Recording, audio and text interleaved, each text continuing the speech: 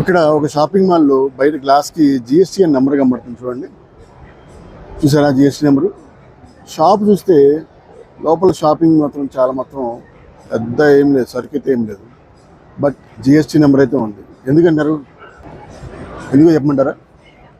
ఎందుకంటే ఈ shopping మాల్స్లో turn over వచ్చేసరికి పరాణం వచ్చేసరికి 40 lakhs క్రాస్ అయి ఉంటుంది.